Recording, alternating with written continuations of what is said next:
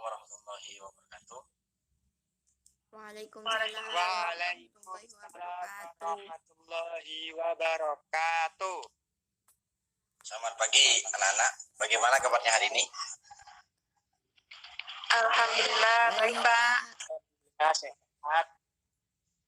Sebelum kita melanjutkan pelajaran pada pagi hari ini, saya absen dulu ya. Yang pertama, Muhammad Fatah. Mana ini? Fatah? Halo?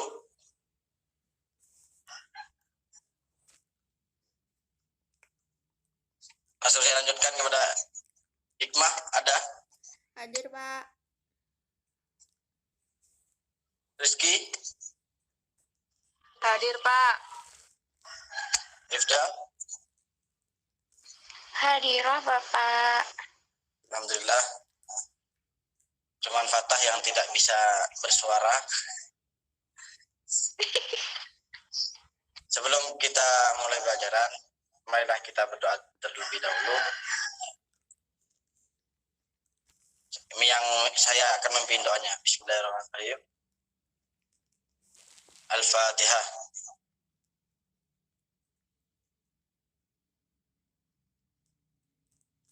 Selesai.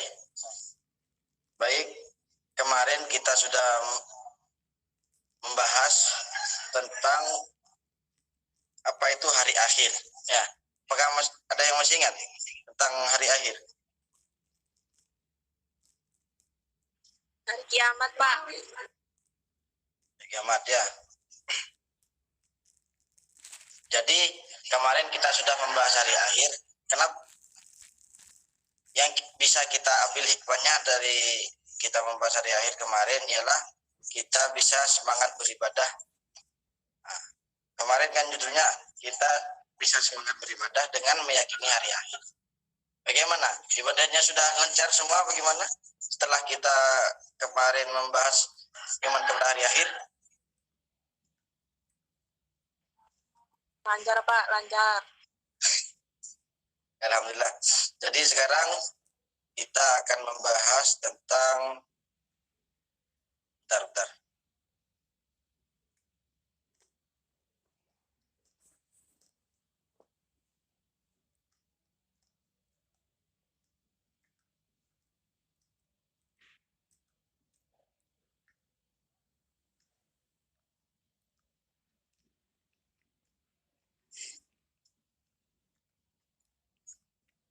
Nah, jadi sekarang kita akan membahas tentang bab qada dan qadar yang menimbulkan kita untuk semangat bekerja.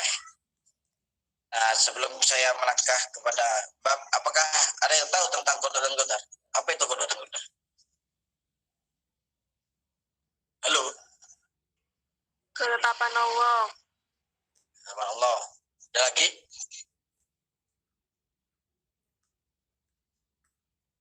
Ada. Alhamdulillah. Apakah tapi yang lain tetap semangat ya? Sudah ada suaranya semua. Kita lanjutkan. Jadi kita akan membahas bab qada dan qadar. Di dalam bab ini kita akan membahas apa? Yang pertama, kita akan membahas hakikat daripada qada dan qadar. Yang kedua, kita akan membahas makna iman. Yang ketiga, hikmah iman kepada qada dan qadar. Yang selanjutnya meyakini dan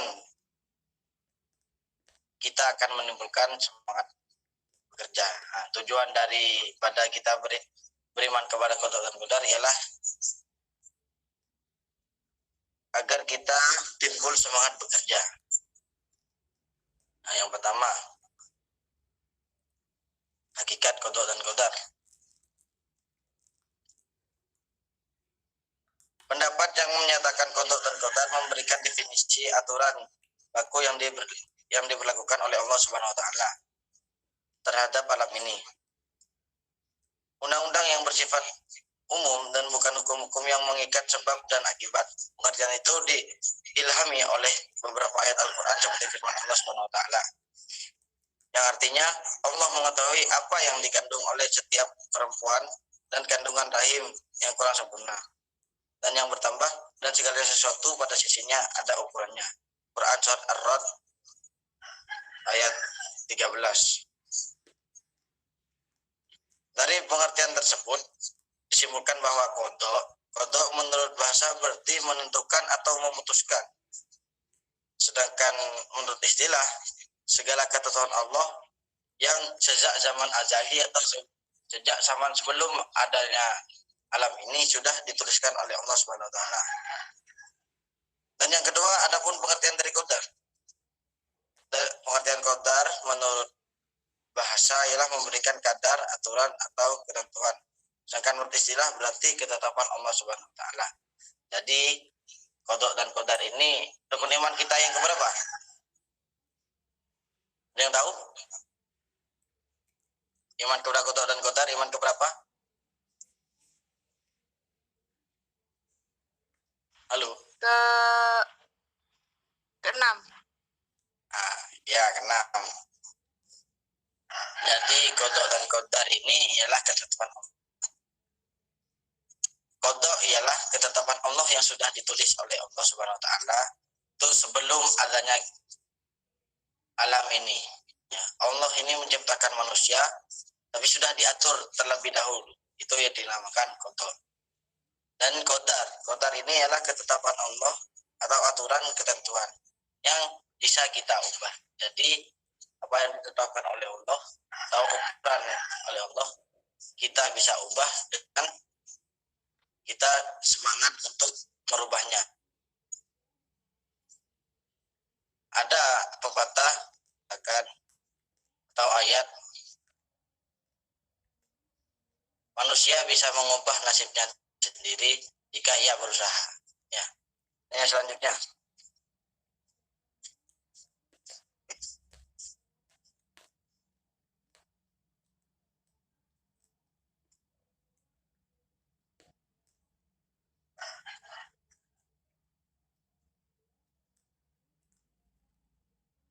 Bentar.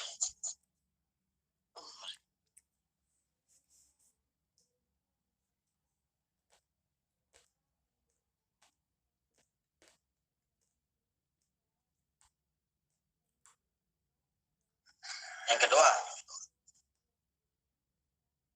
makna iman kepada qada dan qadar. Qada dan qadar atau takdir berjalan menurut hukum ialah sunnatullah. Artinya, keberhasilan hidup seorang sangat tergantung sejalan atau tidak dengan sunnatullah. Sunnatullah adalah hukum-hukum Allah Subhanahu wa taala yang disampaikan untuk umat manusia melalui para rasul yang tercantum di dalam Al-Qur'an. Berjalan tetap dan otomatis. Misalnya, malas belajar, berakibat bodoh, tidak mau bekerja akan miskin, menyentuh api merasakan panas, menahan benih akan tumbuh, dan lain-lain. Beriman kepada takdir selalu terkait dengan 4 hal yang selalu menghubungkan dan tidak terpisahkan. Kepada itu adalah iman kepada yang pertama takdir, ikhtiar, doa, dan tawakal. Jadi di dalam kita menjalani hidup,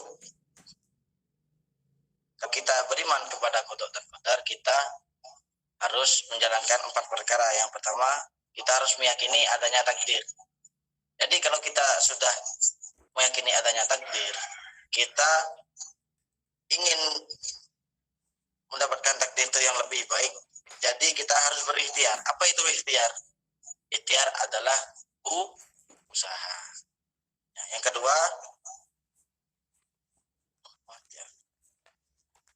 kedua, kita harus berdoa. Ya, jadi kita tidak bisa kita berikhtiar terus. Ya, ikhtiar kan usaha. Jadi kita berusaha harus didampingi dengan doa. Yang selanjutnya ialah tawakal. Apa itu tawakal? Tawakal ialah berserah diri kepada Allah. Jadi kita kalau setelah berikhtiar dan berdoa, selanjutnya kita serahkan kepada Allah. Apakah menerima ikhtiar dan doa kita atau sebaliknya. Tetapi semua yang diberikan oleh Allah ialah itulah yang terbaik bagi kita. Selanjutnya,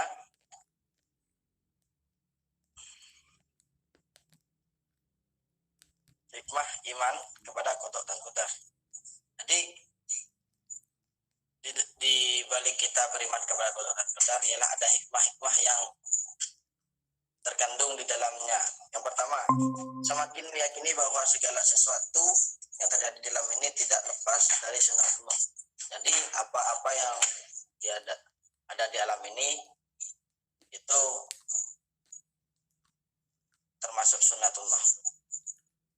Itu yang ditakdirkan oleh Allah Subhanahu wa taala. Jadi apapun yang kita lakukan itu tidak lepas dari sunatullah. Yang kedua, semakin termotivasinya untuk senantiasa berikhtiar atau berusaha lebih giat lagi dalam mengejar cita-citanya. Jadi di dalam kita hikmah kepada takdir, kan kita tidak tahu apakah takdir kita setelah ini. Jadi kita berikhtiar agar nasib kita lebih baik ke depannya. Yang ketiga, meningkatkan keyakinan akan pentingnya peran doa bagi keberhasilan sebuah usaha. Jadi selain kita berusaha terus atau berikhtiar terus, jadi kita harus selingi dengan doa. Tidak ada gunanya atau tidak akan ada hasilnya jika kita berusaha terus dan melupakan ibadah. Jadi antara ibadah dengan usaha itu harus beriringan. Selanjutnya, meningkatkan optimisme dalam menatap masa depan dengan ikhtiar yang sungguh-sungguh. Jadi menumbuhkan rasa optimis ya kepada diri kita. Kalau kita berusaha yang benar, bukan cuma mempunyai usaha atau cita-cita ingin menjadi orang besar, tapi tidak berusaha. Itu seperti menghayal saja, ya. Tidak ada usaha. Yang kelima, meningkatkan kekebalan jiwa dalam menghadapi segala rintangan dalam usaha sehingga tidak berputus asa ketika mengalami kegagalan. Jadi memantapkan jiwa kita saat kalau kita berusaha tetapi gagal, mesti itu ada jalan yang lain.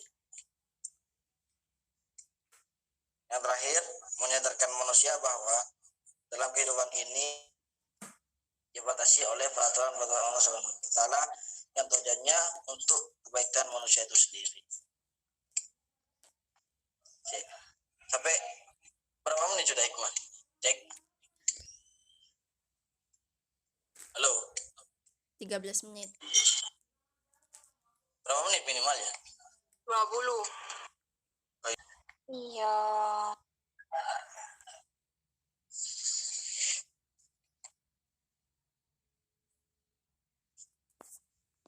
Mulai. Abid. Alhamdulillah materi yang Bapak berikan sudah selesai. Apakah ada yang ditanyakan? Apakah masih ada yang belum paham? Tanya, Pak. Saya mau bertanya, Bapak. Kalau mau bertanya. Siapa dulu, Pak? Gimana? Siapa dulu yang diberi kesempatan tanya? Rizky dulu, Rizky. Ya, monggo bertanya. Saya izin bertanya, Pak. Apa yang membedakan antara kodok dan kodar? Ya, terima kasih. Perbedaan kodok dan kodar ialah kodok ialah suatu ketentuan yang diberikan oleh Allah sebelum adanya alam ini. Jadi kodok itu tidak bisa kita ubah atau tidak bisa kita usahakan untuk berubah. Contohnya ada dua ketentuan yang ditetapkan oleh Allah. Yang pertama yaitu hidup kita atau mati kita, ya. Kematian kita ini tidak bisa ditentukan atau tidak bisa kita ikhtiarkan. Jadi yang pertama itu hidup. Nah, Jadi kita hidup dari orang tua mana, kita tidak bisa kita usahakan. So, mama, saya mau hidup di orang tua kita yang lebih kaya, tidak bisa. Itu ketentuan dari Allah. Kedua, kematian. Dan yang selanjutnya ialah jodoh. Jodoh juga ketentuan dari Allah Subhanahu wa taala. Itu pengertian dari qada. Pengertian dari qadar. Ya, perbedaannya. Qadar itu ketentuan dari Allah atau batasan-batasan yang ditetapkan oleh Allah dan bisa kita ubah. Contohnya masa depan kita. Ya. Jika kita beroptimis kalau masa depan kita ini lebih cerah atau lebih baik nantinya, kita bisa usaha dari sekarang. Jadi qadar ini bisa kita ubah selagi kita mau merubah. Dan yang qadar ini tidak bisa kita ubah. Coba perbedaannya, Pak. Gimana? Ada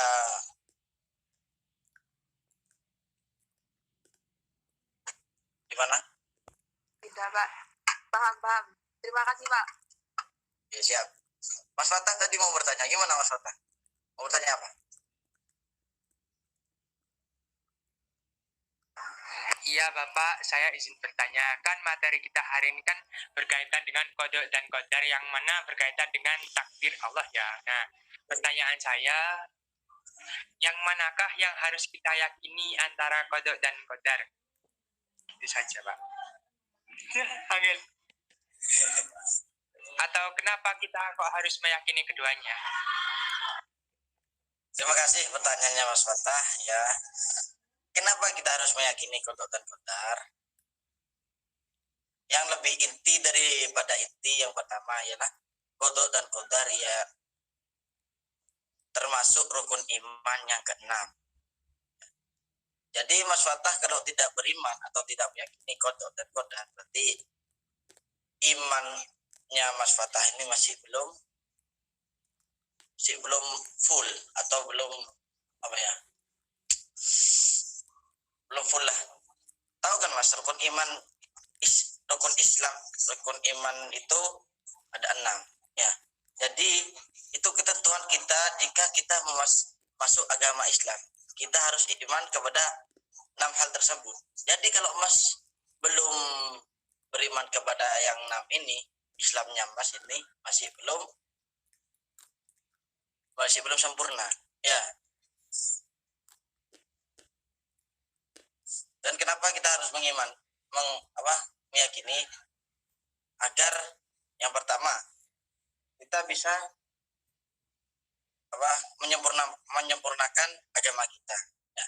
Yang kedua, kita ambil hikmahnya dari iman kita kepada qada dan qadar ialah kita bisa semangat bekerja atau semangat belajar untuk menata masa depan. Jadi kita kalau sudah beriman kepada qada dan qadar ini, seumpama Mas Fatah ditakdirkan masa depannya untuk orang jadi biasa saja. Tapi kan kita berusaha untuk menjadi orang yang luar biasa. Jadi kita berusaha terus. Nah, itu kita bisa merubah masa depan kita dengan ikhtiar. Yang empat pilar tadi, takdir, ikhtiar, doa, dan tawakal. Sekian jawaban dari saya. Gimana Mas Fatah? Ada tanggapan atau masih ada pesan lagi? Pak, sudah paham. Terima kasih. Yang lain gimana?